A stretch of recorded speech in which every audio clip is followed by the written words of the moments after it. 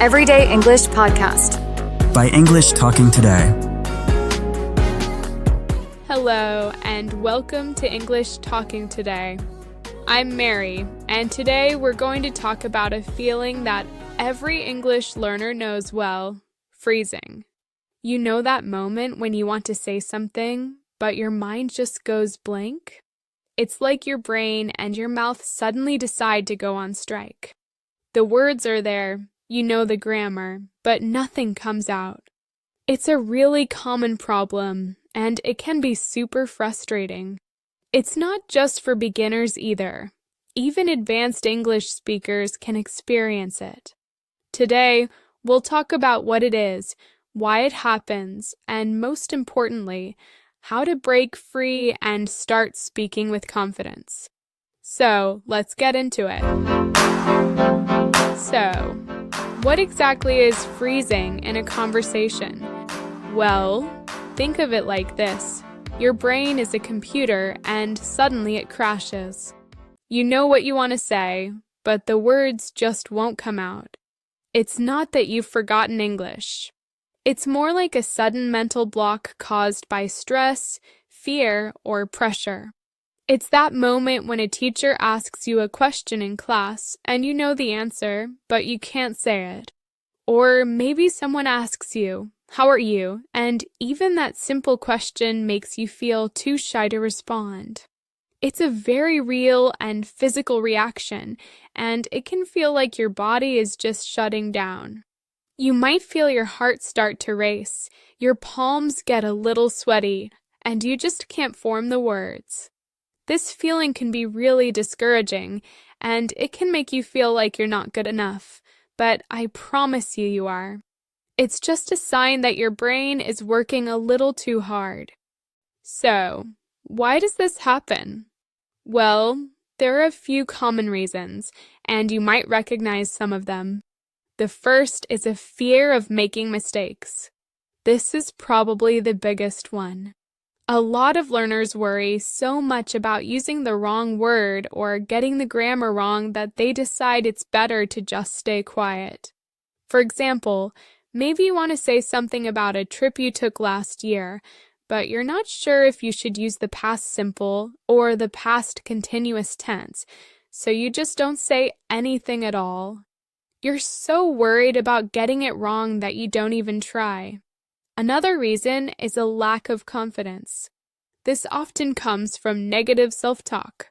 You might be thinking things like, "My accent is terrible," or "My English is not good enough." These thoughts can make you feel shy and unable to speak. Every time you freeze, it just reinforces that negative belief, creating a cycle. Another reason is simply not having enough vocabulary ready. Your brain struggles to find the right words to express an idea. Imagine you're trying to describe a beautiful sunset, but you can't remember the words for vibrant or stunning. Your mind searches for the words, and the more it searches, the more pressure you feel, and before you know it, you've frozen. This is also linked to a big one: thinking in your native language. Translating every single sentence in your head takes a lot of time and mental energy. When you try to translate something, you're basically doing two things at once. You're thinking and you're speaking.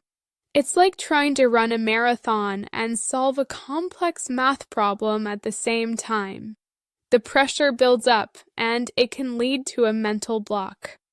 For example, someone asks you what you did over the weekend, and your brain is busy translating your entire weekend from your native language into English, sentence by sentence, and by the time you're ready to speak, the moment has passed and you've frozen. Then there's the pressure to speak fast. You see native speakers talking at what seems like lightning speed, and you try to do the same. But your brain and mouth aren't ready for that speed yet. You end up stumbling over your words, and it causes you to freeze up completely. Fear of judgment is another big one. You might worry that others will laugh at your accent or think you're not smart. This fear can cause you to stop speaking entirely, You might hear an internal voice saying, "Don't say it, they'll think you're stupid." This kind of fear is a huge blocker. And finally, there's overthinking. This is when you think too much about your grammar, your pronunciation, and other people's reactions all at once. Your brain gets too full, and it can't process everything, which prevents you from speaking naturally. For example, maybe you're in a meeting and you want to share an idea. But before you speak, you're mentally checking your grammar, trying to get the perfect pronunciation, and worrying about how your colleagues will react. All that mental work causes your brain to just short-circuit. So, how does freezing affect your English growth? Well, it creates a negative cycle. First, it stops you from practicing. If you don't speak, your English can improve. It's simple. Speaking is how you strengthen the neural pathways in your brain that connect your thoughts to your words. Without practice, those pathways don't get stronger. Second, it lowers your confidence. Each time you freeze, you feel bad about yourself and start to believe you're not good at English. This feeling makes you even more afraid to speak, which causes you to freeze again, and the cycle just continues. You start to feel hopeless. Finally, it causes you to miss opportunities. Freezing can prevent you from making new friends, talking to a teacher, or even speaking to your boss. You might have a great idea for a project at work, but because you're afraid of freezing, you don't say anything and you miss a chance to show your value and grow professionally. It can also cause you to miss out on the simple joy of connecting with people. For example, you meet someone at a cafe, and they ask you a question, but because you're afraid you'll freeze, you just smile and nod, and you miss the opportunity to have a real conversation with a new person. The good news is you can break this cycle. The key is to have a plan and practice. The first thing you can do when you feel yourself starting to freeze is to slow down and take a breath. Pausing for just a second gives your brain time to catch up and find the right words. It feels unnatural at first, but it's a powerful tool.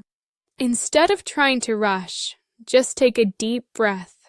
For example, if someone asks you, "What do you think of this new project?" and you feel that panic building, just pause. Take a slow breath and give yourself a second before you say, "Well, that's an interesting question. Let me think for a moment."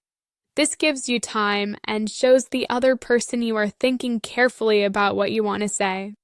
Another tip is to have simple phrases ready. Have some easy sentences memorized that you can use to keep the conversation going and buy yourself time. Phrases like, "Can you repeat that, please?" Or "Could you say that a different way?" Or even just, "That's a good question," can be lifesavers. They help you stay in the conversation and give your brain a moment to catch up. For example, if a native speaker is talking too fast and you feel like you're about to freeze, you can just say, "Sorry, can you please speak a little slower?" This is a perfectly normal and acceptable thing to say, and it immediately takes the pressure off. You should also work on building vocabulary gradually. Don't try to learn 100 words a day. Instead, focus on learning and practicing a few new words every day. Write them down, use them in a few sentences, and try to use them in a real conversation. This helps your brain build those connections over time. For example, maybe you learn the words sincere and overwhelm. You can write them down, use them in a few sentences like, "She gave a sincere apology," or "I feel overwhelmed by all this homework," and then try to use them in a conversation with a friend later that week. A really important tip is to start thinking in English.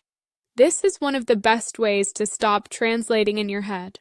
Train your brain by describing everyday things around you in English. When you're walking down the street, Narrate what you see.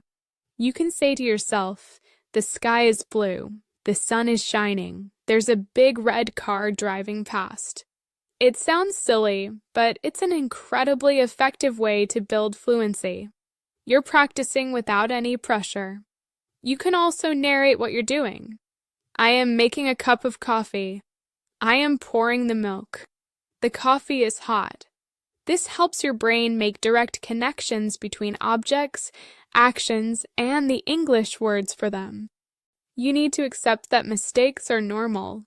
Remember that the goal of speaking English is communication, not perfection. Everyone makes mistakes, even native speakers.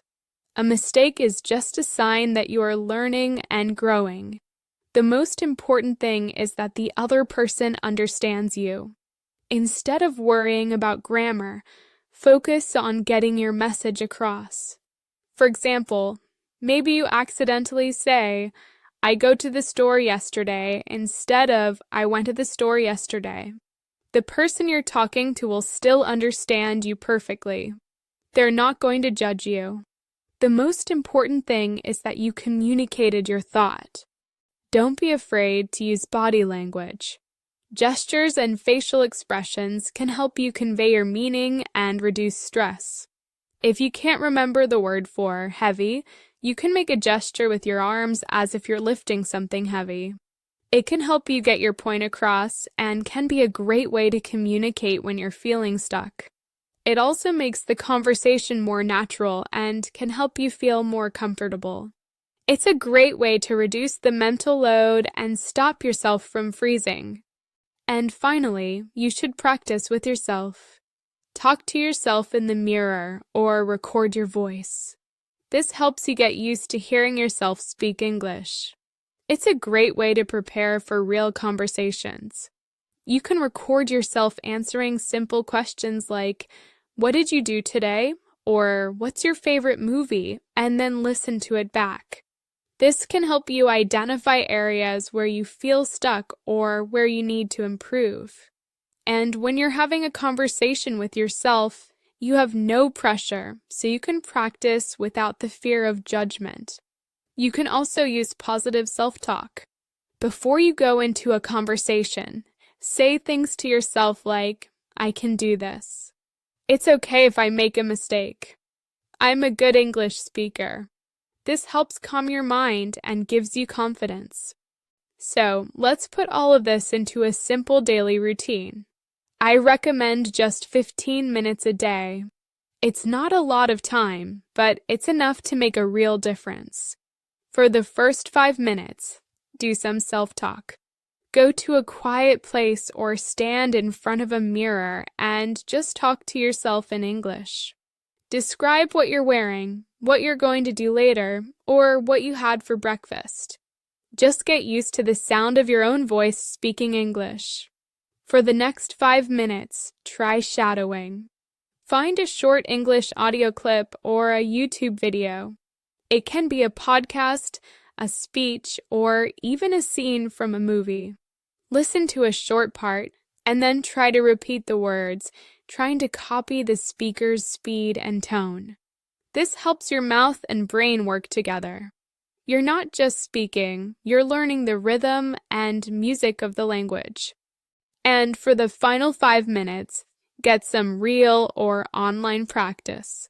This can be speaking with a friend, a classmate, a language partner, or even using an AI chat tool. You can also just record yourself answering simple questions. The goal is to get your brain used to producing English in a low-pressure situation. This is where you put all the pieces together. Remember, freezing is a normal part of the language learning process. It's not a sign that you're bad at English. It's just a sign that your brain is feeling a little overwhelmed.